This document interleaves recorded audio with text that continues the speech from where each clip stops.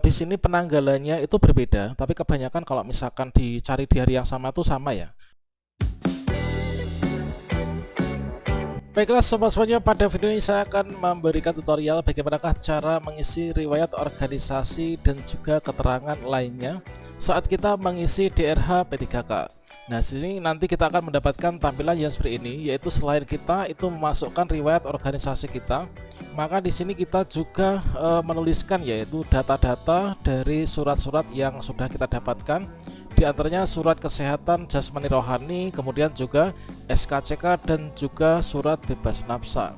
Nah, kira-kira bagaimanakah nantinya untuk mengisi data SKCK, surat sehat jasmani rohani dan nafsa, serta untuk penentuan dari penulisan nomor surat serta gelar dari pejabat penandatangannya. Bagaimanakah informasinya? Silahkan simak video ini sampai selesai. Namun sebelum kita lanjutkan, perlu saya ingatkan, bagi teman-teman yang mungkin baru saja menemukan channel ini, silakan klik tombol subscribe-nya dan aktifkan notifikasi loncengnya, sehingga nanti jika ada update video terbaru, kalian tidak akan ketinggalan informasi.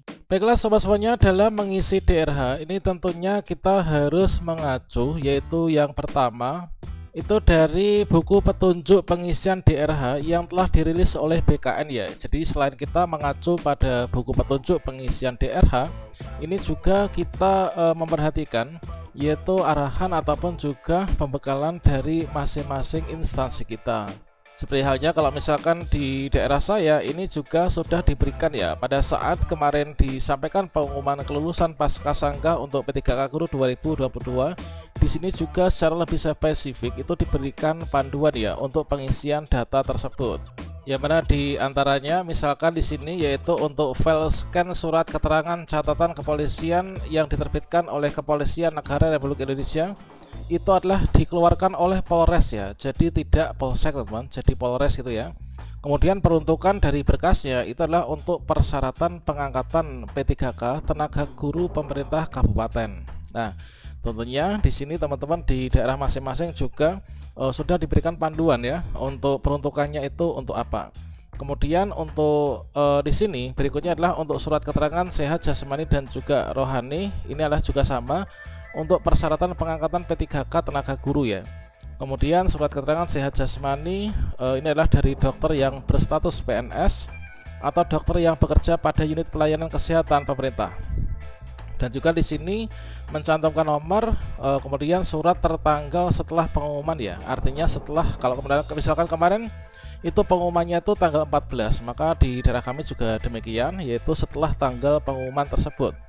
Nah, kemudian juga di sini ditentukan untuk SKCK itu mencarinya adalah di Polres ya, yaitu di kantor polisi selevel kabupaten atau kota. Kemudian untuk surat sehat itu tidak diperbolehkan dari puskesmas ya, tapi ini adalah dari RSUD teman-teman di level kabupaten. Kemudian untuk surat keterangan sehat rohani ini adalah dari unit psikiatri ya, yaitu rumah sakit pemerintah, ditandai oleh dokter spesialis penyakit jiwa. Ini adalah juga dari RSUD, ini sudah ditentukan kemarin. Kemudian untuk di sini juga secara lebih spesifik lagi, yaitu untuk surat keterangan sehat jasmani rohani diunggahkan. Kemudian untuk nomornya, nah di sini kalau misalkan nomor itu kan dari kedua surat itu terkadang berbeda ya. Nomor surat keterangan sehat jasmani dan rohani pada DRH ini adalah ditulis keduanya. Jadi terkadang surat keterangan sehat jasmani dan juga rohani ini terkadang berbeda ya untuk penomoran nomenklaturnya. Maka di sini ditulis keduanya dengan dipisah garis miring double ya. Nah seperti ini, dipisah garis miring double. Sedangkan untuk tanggal ini juga sama, yaitu yang digunakan adalah tanggal surat keterangan sehat jasmaninya. Meskipun untuk nomor suratnya ini keduanya dituliskan dengan dipisah garis miring, namun untuk tanggal yang digunakan ini adalah tanggal pada surat keterangan jasmaninya. Nah ini, kemudian untuk surat bebas nafsa pun itu juga demikian ya. Ini juga ada ketentuan untuk penulisannya, yaitu mencantumkan nomor surat, ini bukan nomor laboratoriumnya. Nah soalnya terkait tentang data organisasi itu kita tambahkan pada bagian tab yang ke 1, 2, 3, 4, 5 ya, yaitu tab yang kelima. Setelah kita mengisi data perorangan, kemudian pendidikan, pekerjaan, keluarga, maka di sini di bagian organisasi, setelah di sini kita tambahkan keterangan organisasi kalau misalkan kita pernah memilikinya. Untuk keterangan organisasi kan di sini kita klik sini ya, kita klik tambah gini kan, kita sebutkan nama organisasi kita itu apa, kemudian jenisnya ini adalah jenis apa. Nah ini teman, jenis pendidikan atau mungkin apa.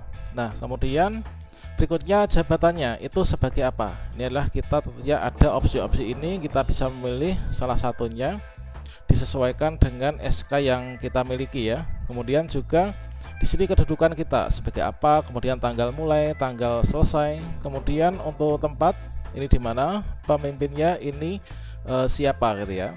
Nah kalau misalkan memang kita nggak memilikinya, ini diperbolehkan ya untuk dikosongi. Nah selanjutnya di bagian paling bawah, ketika kita mengisikan untuk data-data ini, maka sebaiknya di sini kita melihat dulu ya untuk petunjuknya di bagian bawah.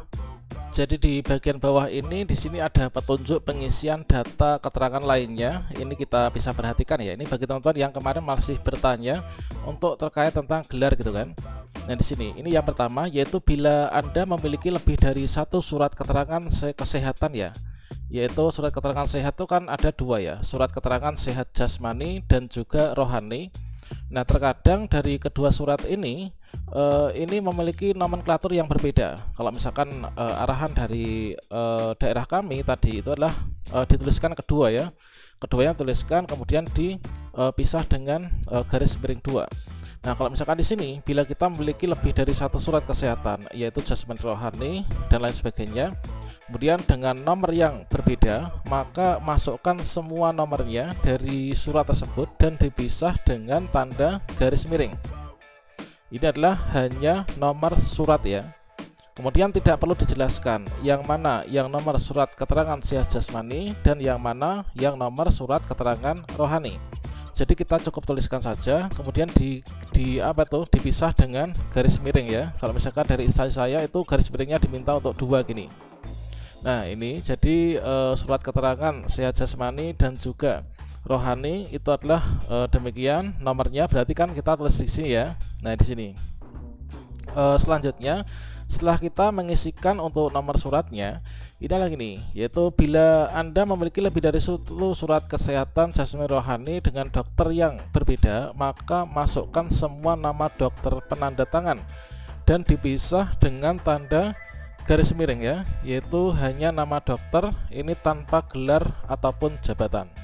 Nah artinya di sini ini kan surat keterangan sehat jasmani dan rohani ya kan di sini ya. Inilah nomornya, yaitu kalau misalkan nomornya sama berarti satu aja kan. Kalau misalkan nomornya berbeda dari surat keterangan sehat jasmani dan rohani, kita tuliskan keduanya dipisah dengan garis miring. Ini 2 gitu kan. Kemudian untuk nama dokternya itu juga sama, yaitu nama dokternya kalau dari kedua surat itu dokternya berbeda, maka kita tuliskan semua nama dokternya, kita pisah dengan garis miring. Kemudian untuk di sini yaitu untuk nama dokter itu adalah hanya nama saja, yaitu tidak ada gelarnya ya. Nah seperti halnya di sini juga sudah diberikan, yaitu hanya nama dokter tanpa gelar ya, atau tanpa jabatan, tanpa nama rumah sakit. Contohnya kalau misalkan dokter Susanto, berarti hanya kita tuliskan yaitu Susanto saja. Untuk gelar DR-nya ini tidak perlu diisikan ya. Kemudian yang ketiga, bila Anda memiliki lebih dari satu surat kesehatan jasmani rohani dengan tanggal yang berbeda, maka memasukkannya itulah tanggal pada surat keterangan sehat jasmaninya. Nah di sini, nah di bagian kedua ini adalah tanggal surat keterangan sehat jasmani rohani. Kalau misalkan di sini penanggalannya itu berbeda, tapi kebanyakan kalau misalkan dicari di hari yang sama itu sama ya. Namun kalau misalkan tanggalnya berbeda, misalkan hari ini surat keterangan sehat jasmani keluar, kemudian besok ini baru rohani, maka di sini yang kita tuliskan itu hanya surat keterangan sehat jasmaninya saja. Untuk rohaninya tidak perlu kita tuliskan ya. Nah kemudian di sini pengisian data keterangan lainnya ini harus dilakukan dengan teliti ya, dan juga hati-hati karena data yang diisikan inilah data yang digunakan untuk pemberkasan CASN dan nggak bisa diubah setelah kita mengirim daftar riwayat hidup ya. Nah ini teman, kemudian isikan formulir ini yang ada tanda bintang ya, ini wajib kita isi. Jika sudah, nanti kita isi captcha dan lanjutkan. Untuk SKCK jelas ya, ini adalah nomor SKCK-nya kita tuliskan di sini. Tanggal SKCK yaitu setelah pengumuman disesuaikan dengan SKCK masing-masing. Nama pejabatnya juga dituliskan. Kemudian di sini untuk surat bebas nafsa itu juga sama, kita isikan. Kemudian nomor surat, tanggal, kemudian pejabat yang bertentangan itu kan. Nah ini, jadi kita isikan semua datanya. Demikian sobat semuanya.